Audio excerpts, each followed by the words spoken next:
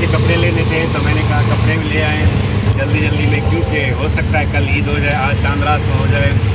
क्योंकि हमारे आज 29 रोज़े हुए, सऊदी अरब में आज 30 रोज़े पूरे हो गए माशाल्लाह। तो सऊदी अरब में भी कल ईद है, हो सकता है हमारी भी कल ईद हो जाए, नहीं हुई तो परसों ईद मना लेंगे, कोई मसला नहीं है। जहाँ 29 रोज़े रखे वहाँ 30 भी रख देंगे। तो मैंने कहा वापसी में आते हुए और जाते हुए क्यों ना थोड़ी सी रिकॉर्डिंग कर ली जाए, छोटा सा व्लॉग बना दिया जाए, क्योंकि 2 दिन का गैप भी आ गया और टाइम भी तो काफ़ी था, लेकिन सुस्ती की वजह से मैं कोई व्लॉग नहीं बना सका। तो मैंने कहा क्यों ना आज रक्षा में ही बैठ के व्लॉग बनाया जाए। इससे पहले मैंने व्लॉग बनाया था रक्षा में बैठ के, आज भी मैंने कहा बना लूँ। मगरिब होने को जा रही है, अभी तकरीबन आधा घंटा बाकी है, उसके बाद हम रोज़ा इफ्तार करेंगे। फिर निगाहें होंगी हमारी आसमान की तरफ, देखेंगे चाँद नज़र आता है या नहीं। चाँद नज़र आ गया तो हैप्पी चाँद रात, हैप्पी एडवांस ईद मुबारक। चाँद नज़र नहीं आया तो रोज़ेदार हो, अल्लाह के प्यारो, उठो रोज़े की तैयारी करो, फिर कल का रोज़ा होगा। लेकिन सुनने को यही आ रहा है कभी इम्कान है कि चाँद आज नज़र आ जाएगा। चाँद अगर नज़र आ गया तो हम रोज़ा अपना रखेंगे, सैर करेंगे, नहीं आया तो हम ईद की तैयारी कर लेंगे। वैसे हर ईद पे गांव जाते हैं, इस ईद पे गांव जा नहीं सके। उम्मीद ये है कि कल नमाज के बाद या परसों ईद के दूसरे दिन गांव जाएंगे। तो बाकी फैमिली वहाँ पे है, सिर्फ मेरे बच्चे और मेरी फैमिली यहाँ पे है। मैं नहीं जा सका, कुछ काम थे यहाँ पे, तो उस हिसाब से यहाँ पे ठहरा हुआ था। होपफुली कि डेट कल या परसों इंशाल्लाह गाँव का भी चक्कर लगेगा। वहाँ के जो रहे हुए व्लॉग है उसको भी कंटिन्यूटी देनी है, वो भी बनाएंगे इंशाल्लाह। बाकी ये था रक्षा वाला व्लॉग, मैंने कहा आज आपको ये भी दिखा दूँ।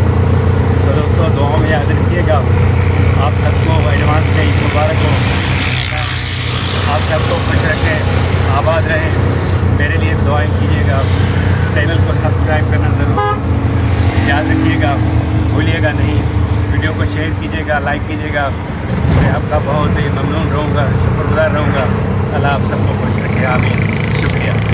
तो दोस्तों ये है हमारी डॉक्टर लाइन सदर की, जिसको मैं बोलता हूँ डॉक्टरों का रेम्बो सेंटर। कराची में जो होता था रेम्बो सेंटर, काफ़ी दोस्तों को याद होगा, जहाँ से हर फिल्म की सीडी मिल जाती थी, हर फिल्म मिल जाती थी जो नहीं आती थी वहाँ पे। तो यहाँ पे भी आपको हर बीमारी के लिए डॉक्टर मिल जाएगा इजीली। पूरे हैदराबाद के कंसल्टेंट्स यहाँ पे बैठते हैं, लोग आते हैं सिंध के मुख्तलिफ़ अज़ला से, शहरों से यहाँ पे डॉक्टरों को दिखाने। उसके बाद हमने टर्न किया तिलक चाड़ी की तरफ। हम आगे जब गए तो वहाँ पे हमें ट्रैफिक मिला जाम, उस हिसाब से हम हो गए यहाँ पे स्लो, क्योंकि आज लास्ट इफ्तार था। तो इस हिसाब से लोगों ने तैयारी पकड़ी हुई थी चांद रात के लिए, तो वो लोगों ने अपना इस हिसाब से अभी इफ्तार के टाइम पे तो रोज़े इफ्तार की तैयारी करनी थी।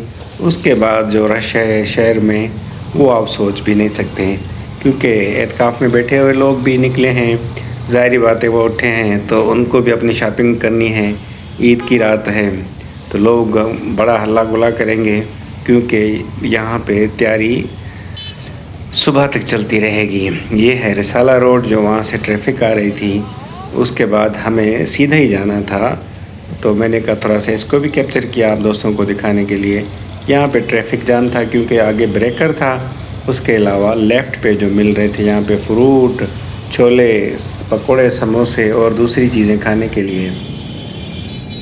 ये देखें, ये है तिलक चाड़ी का मंज़र। फिर मैंने वहाँ से पैदल जाके अपने कपड़े उठाए थे दर्जी से।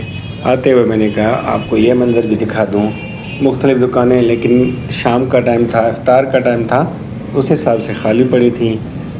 दुकानदार ग्राहक के इंतज़ार में थे, ग्राहक आए और उनसे शॉपिंग करें, उनकी रोज़ी रोटी हो जाए। फिर ये देखें लोगों ने गाड़ियाँ पार्क की थी, कुछ मार्केट के अंदर गए हुए थे।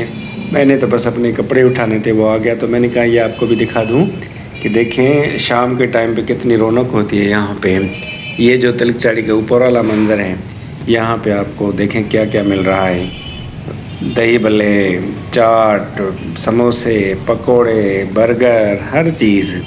और हत्ता के यहाँ पे निम्को वाला, लिम्का वाला सब बैठे हुए थे यहाँ पे। आगे जाके फिर आपको मिलेंगे कूजी हलीम। ये देखें मैंने कितने ज़बरदस्त कट मारा है, यहाँ से कितने स्पेस में से मैं निकला। फिर ये देखें आगे जाके आएगी कूजी हलीम। तो कूजी हलीम में मैंने कहा आपको दिखा दूँ, उस पर अभी टेक अवे था, डाइन इन नहीं था, क्योंकि इफ्तार का टाइम था इसलिए इन्होंने डाइन इन बंद किया हुआ था। ये देखें तिलचाड़ी के नीचे उतरते ही आपको नज़र आएंगी बड़ी बड़ी शूज़ की शॉप्स। तो ये भी शूज़ की बड़ी अच्छी मार्केट है, लेकिन इफ्तार का टाइम था तो खाली खाली पड़ी थी।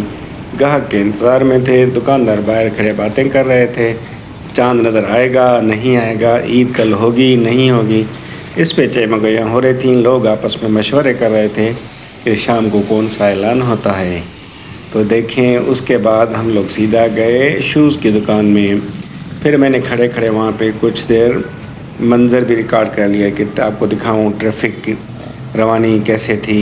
ये तिलचाड़ी के नीचे वाला रास्ता है, ये देखें कितना खूबसूरत मंज़र दिख रहा था। ये ज़बरदस्त बिल्डिंग थी, बहुत पुरानी बिल्डिंग है। ऊपर कोयल बैठी थी, उसकी कू मैं सुन रहा था, मैंने कहा आपको दिखाऊं। फिर हम लोग निकले वापसी अपने घर की तरफ। तो ये है अल रहीम वाला रास्ता। यहाँ पे भी ट्रैफिक की रवानी थी, दोनों तरफ से ट्रैफिक आ रही थी। हालांकि है वन वे, लेकिन लोग यहाँ पे बाइक्स वाले इजीली आप वापसी वाले रास्ते में आ सकते हैं। किस टाइम पे दुश्वारी होती है, नॉर्मली यहाँ पे ट्रैफिक इतना जैम नहीं होता।